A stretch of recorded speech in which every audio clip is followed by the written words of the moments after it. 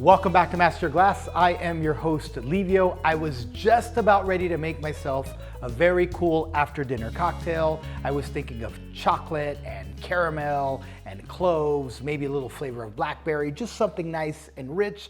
But then I thought to myself, what if you just have a glass of port? So, shall we have a port video? Let's go. So what exactly is port? Well, port is a Portuguese dessert wine. It's basically a fortified wine. What's unique about it? Well, real port can only be made in Portugal, in the valley called the Douro Valley. The grapes that are used to make these products in Portugal, there's about 50 plus of them, are extremely unique and indigenous to Portugal. They all have a very unique flavor to them, so you really don't use all 50 of them. You use the ones that you need based off the flavor that you're trying to achieve in your final product. Before I get ahead of myself, what is a fortified wine? Basically, when you make wine, yeast attacks sugar, it creates alcohol, and the wine comes out usually dry, right? But a fortified wine, or in the case of port fortified wine, we add a grape spirit to it while fermentation is happening. This stops fermentation, and what that does is two important things. Number one, it increases the alcohol content, and number two, it makes the wine sweeter because the yeast wasn't able to deplete all the sugars out of the grapes. So we have this really cool dessert wine that has all those flavors and more that I was talking about at the beginning of this video. Port wine can be really frustrating to learn because there's all these different types and styles and subcategories and all that stuff. But as you know, on Master Your Glass, I try my best to make it as easy as possible. So that's exactly what we're gonna do. This video is not sponsored, but I do want to thank our friends at Sandeman Port for donating these products that we're going to be tasting today. This will allow me to show you the 4 categories of port. We're only going to be tasting 3 because one of those 4 is Rosé Port, and Sandeman's Rosé Port is yet to be available in America. Let's talk about white port. This is where the fun begins. The tasting, the smelling, the aromas, all the flavors. White port accounts for about 10% of port production in Portugal. It's a rather small category, but still 10% of all the production, not so bad.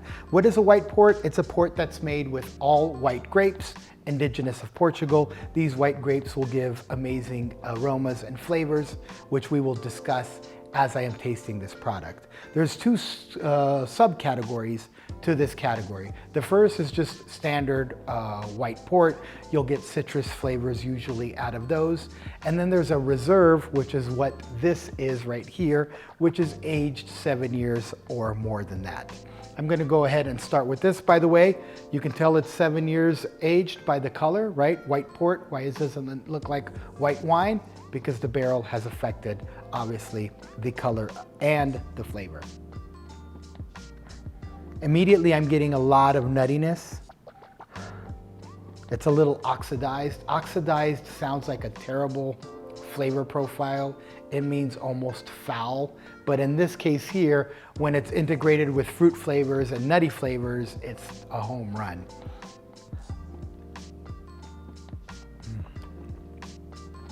This is a really good beginner category port. If you're really gonna adventure port for the first time, I really do think that the white port has that easy drinking, bridge the gap from wine drinker to port wine drinker, texture, richness, flavor to it.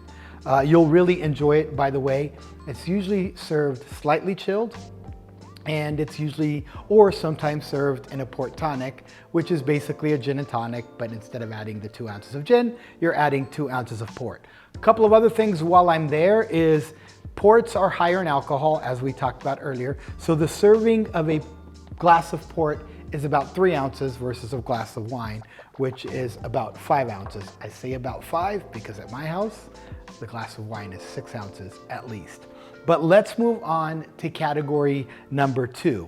Actually, it's category number 3 because right after the white port, we would put a rosé port. What is a rosé port? It is basically made just like a rosé wine is. You take the red grapes, once you crush them, you let the juice and the skin or the peel of the grape sit inside the liquid for about maybe 4 hours, 2 to 4 hours, and that is enough time to give that really pink color to the product, also to give in some of the flavors, qualities, aromas that would come from the skin of that grape. This brings me to the next category here, which is going to be a Ruby Port. As a matter of fact, to explain the Ruby Port, I'm going to go ahead and explain Ruby and Tawny together. These are the two most popular categories of port. Over here to my right, your left, I have a Ruby Port, and over here to my right, I have a Tawny Port. Both of these are fortified wines. Both of these come from Portugal. Both of these are delicious. Both of these use the indigenous grapes. They're really very similar, except when it comes to the aging. So a Ruby Port will literally age in a way where the wine flavors will maintain the highlight in the bottle. Tawny Ports instead will age in a way that the wood gets to really give more of those flavors. So in this case here, it'll be a little bit more wine driven. In this case here, it'll be a little bit more wood driven. So now that I've explained that, I'm going to go ahead and move this out of the way. Now let's talk about the subcategories of the Ruby Port. To make that easy on me, I'm going to drink as I explain. So Ruby Port has 4 subcategories, and basically it's good old-fashioned, regular, standard Ruby Port. And then there's another category that's called the Reserve. Now the Reserve is just made with better grapes, better standards. Usually the houses that make these products define that style a little better by making their Reserve a little better than their regular style. The next style we have after that is called LBV, late bottle vintage. Those are usually aged 6 years or more. They're produced every year, but before I get too far, let's go ahead and try this fine Ruby Port. On the nose, you can tell it's very, very young.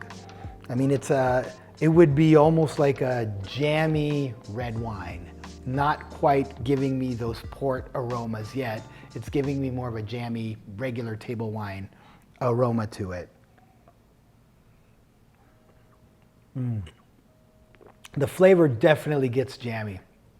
A lot of raisins, a lot of dark cherry. Definitely on the sweeter side, rich flavor. For just being quote unquote easy drinking type of a product, this is actually very, very delicious. Plummy, jammy, a little hint of apricot, but just a little hint. More of those red stone fruits flavors are coming here. So now we've talked about the 3 subcategories of Ruby Port. Let's talk about that 4th one. That 4th one is called vintage. And vintage Ruby Ports simply are not made every year. They're just made on those years where the product is exceptional. You can expect them to be purple and rich and jammy and yummy and delicious. And they're kind of divided into 2 other small subcategories. The subcategories of the Ruby Vintage Port are crusted or vintage quinta. Crusted basically means that they did not filter it, so you're going to get some sediment in that bottle, and that sediment is going to contribute to some flavors and to some texture or mouthfeel because of the non-filtration. Whereas the vintage quinta basically means that it is a vintage Ruby Port coming from a single winery or a single vineyard, hence the word single quinta. And that right there is obviously a very exceptional expression of the flavors of not only that vintage, but also of that specific vineyard. Let's move over to the tawnies, and I'm just gonna put all 3 of these bad boys right here. As I mentioned earlier, tawny ports are basically meant to age in a barrel, and that way they can give those oxidative flavors to it. They'll become a little bit more whiskey-like, cinnamon, nutmeg types of flavors. As a matter of fact, if you love whiskey, there's a really good chance you are going to love Tawny Ports. You'll probably gravitate towards these the most. We have 3 different styles here. The first one is going to be the 20 year. Let me go ahead and see what this is all about. And definitely nutty and oxidative is the term to say here on the aroma. Maybe just a slight fig aroma as well.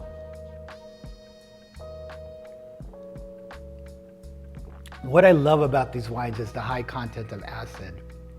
I couldn't achieve this in a cocktail unless I actually put some of this port in it, because you're getting those rich flavors. Here's the problem with a lot of dessert drinks, right? The dessert cocktails.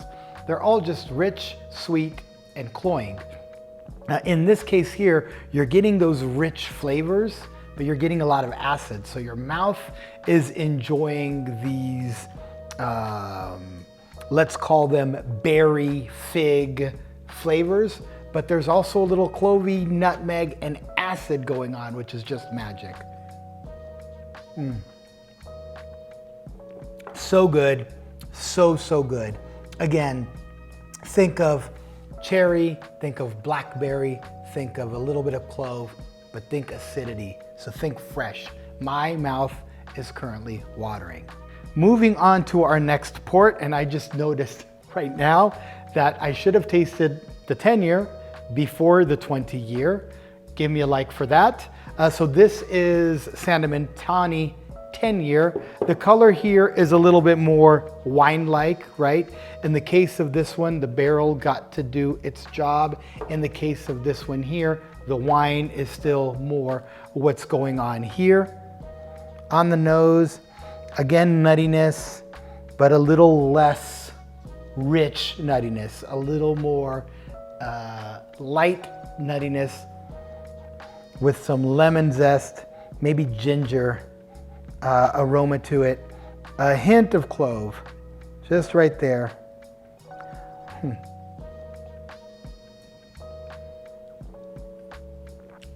Oh yeah, this is amazing. This is amazing.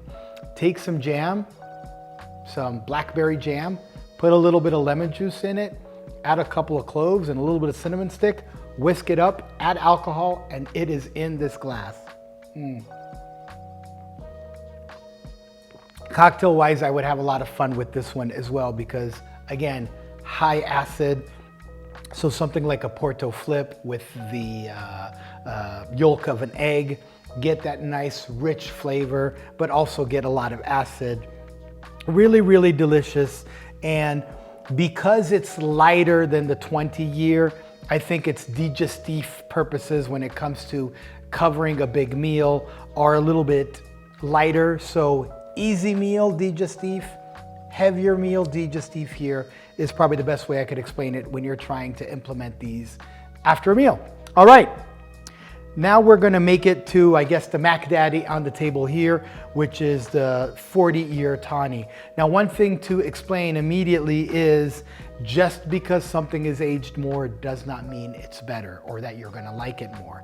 So it's definitely more expensive, no question about it, but you might sit at the 20, you might sit at the 10, you might like the Ruby. So don't assume that the more the age, the better, or the more you're gonna like it. Just assume you're gonna get different flavors to it.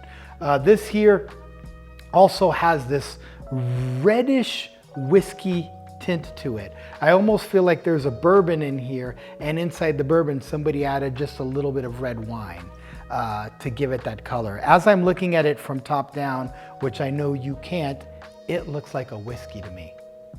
Okay, on the aroma, definitely nuttiness, licorice, toffee, and quite a bit of ginger as well.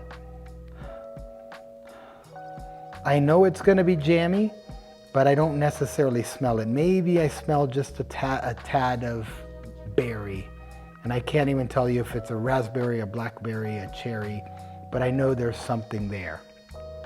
Let's go ahead and taste.